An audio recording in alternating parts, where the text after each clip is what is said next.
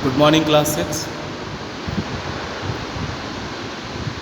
We have started a chapter in SST, Geography, Solar System and the Earth. ठीक है, हमने ये chapter start किया था. इस चैप्टर में हमने प्रीवियस क्लास में यूनिवर्स के बारे में डिस्कस किया हमने. ठीक है, गैलेक्सी के बारे में डिस्कस किया और सोलर सिस्टम, स्टार्स, कॉन्स्टेलेशंस, इन सभी टॉपिक्स के विषय में हमने डिस्कस किया. तो आज हम जिस टॉपिक के विषय में डिस्कस करेंगे वो टॉपिक है सन. ठीक है, तो ये टॉपिक स्टार्ट करने से पहले हम इन्फोपेबल को रीड कर लेते हैं, थोड़ी एक्स्ट्रा नॉलेज ले लेते हैं. ठीक है, light travels at a speed of 300,000 kilometres a second. ठीक है, देखिए लाइट की स्पीड कितनी होती है.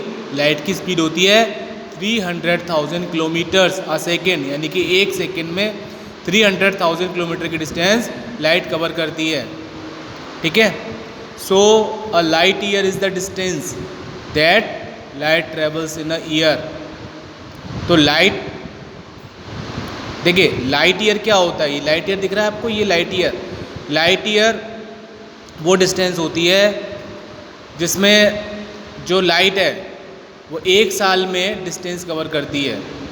और कितनी कर लेती है? About 9.5 trillion kilometre. ठीक है, इतनी डिस्टेंस वो 1 ईयर में कंप्लीट कर लेती है. चलिए सेकंड पॉइंट देख लेते हैं इसका. Sun in the centre of the solar system. अब देखिए सोलर सिस्टम के सेंटर में क्या है. सोलर सिस्टम के सेंटर में सन है. ठीक है, इस कॉल्ड सन इन फोकस. इसको सन इन फोकस बोलते हैं. क्यों बोलते हैं? Because it is not exactly in the centre of the planets orbit. ऐसा इसलिए बोलते हैं क्योंकि अगर प्लैनेट्स के रिगार्डिंग बात की जाए तो प्लैनेट्स का जो ऑर्बिट होता है, यानी कि ऑर्बिट वो जगह होती है, पाथ होता है जिस पर प्लैनेट जो है सन के चारों ओर चक्कर लगाता है. ठीक है, तो अगर ऑर्बिट की बात की जाए प्लैनेट के तो ये एग्जैक्टली सेंटर में नहीं है, क्योंकि ये एलिप्टिकल शेप में राउंड चक्कर लगाता है सन के. ठीक है, during every orbit it is closer and then farther. हर ऑर्बिट में, हर चक्कर में ये नज़दीक आ जाते हैं और फिर फारदेस्ट, फिर दूर भी होते जाते हैं. ठीक है, चलिए अब नेक्स्ट जो हमारा टॉपिक है सन. सन के बारे में हम डिस्कस कर लेते हैं. देखिए, our sun is a medium size star. हमारा जो सन है वो क्या है? एक मीडियम साइज का स्टार है.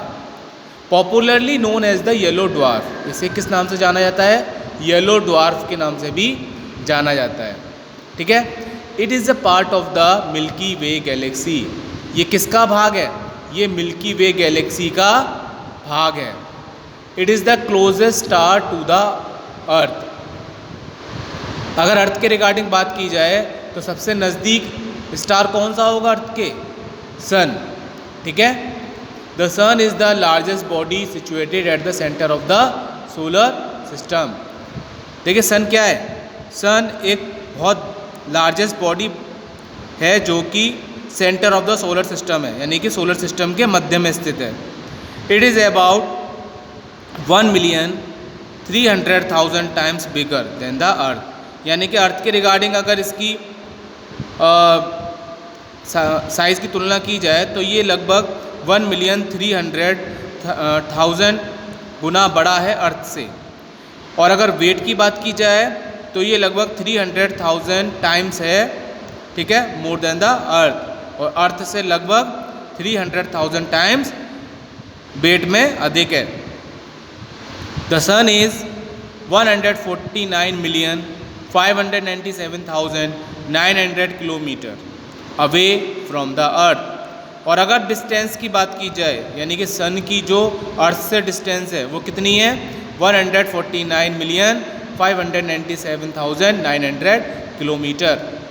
ठीक है, light from the sun takes about 8.5 minute to reach the earth. और अगर सूर्य के प्रकाश की बात की जाए तो सूर्य का जो प्रकाश है वो सन से अर्थ तक पहुंचने में लगभग 8.5 मिनट का टाइम लेता है, यानी कि 8 मिनट 30 सेकेंड का टाइम लेता है। ठीक है।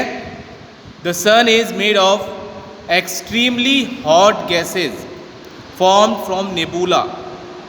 देखिए सन जो है वो बहुत ही गर्म गैसेस से मिलकर के बना है, ठीक है, नेबुला से। That is cloud of dust and gases. Nebula क्या है? नेबुला एक क्लाउड होता है, एक बादल होता है। वो बादल किससे बना होता है? डस्ट और गैसेस से मिलकर बना होता है। और सन क्या होता है? सन जो है एक्सट्रीमली हॉट गैसेस से फॉर्म होता है, यानी कि बनता है।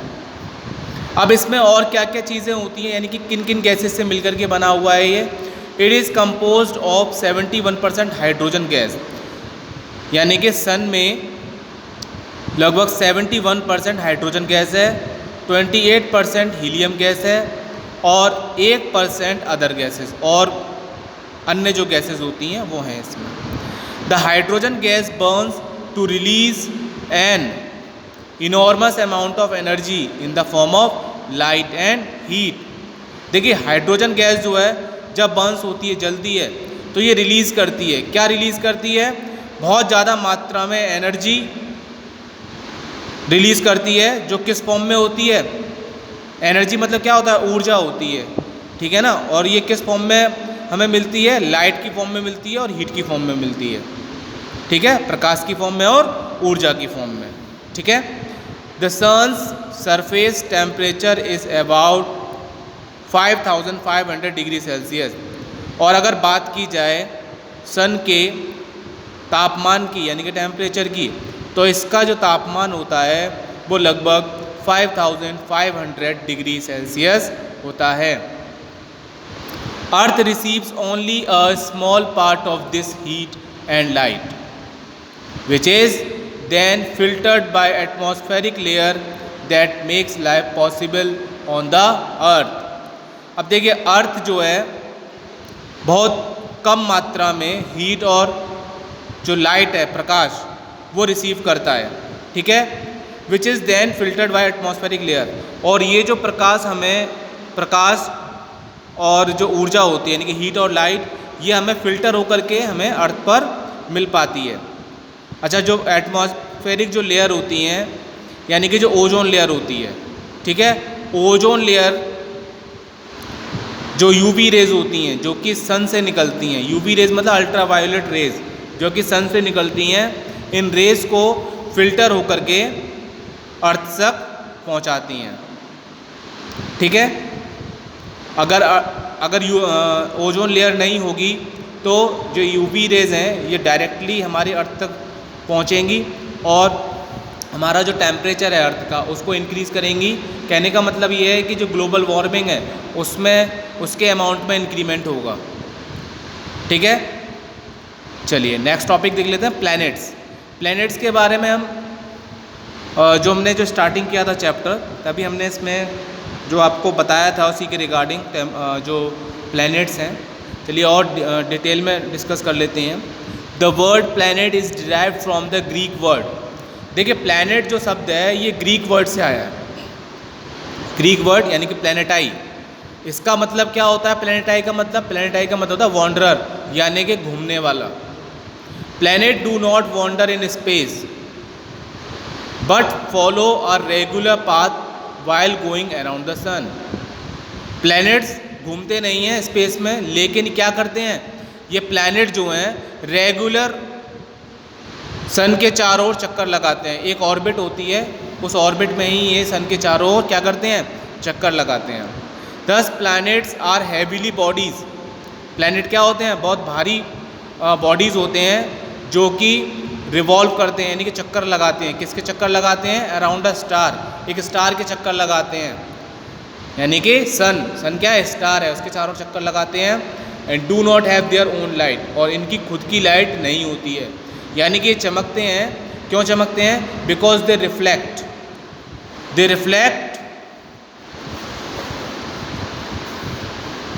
The light of the sun.